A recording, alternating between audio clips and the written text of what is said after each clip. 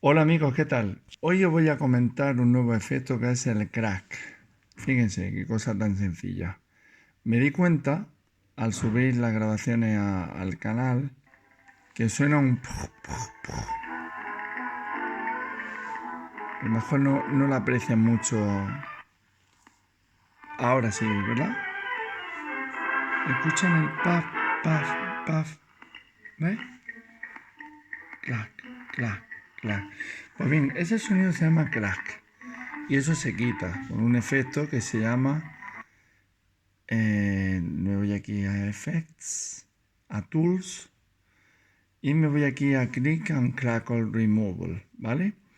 Estos son los parámetros que yo tengo establecidos, le doy al OK y en el momento que le doy al OK van a ver ustedes cómo desaparecen todas esas, prácticamente todas. Ahí está.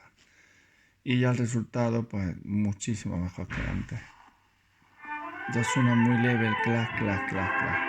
Así que nada, espero que les haya servido. Ahora mismo lo subo. Hasta luego, un saludo.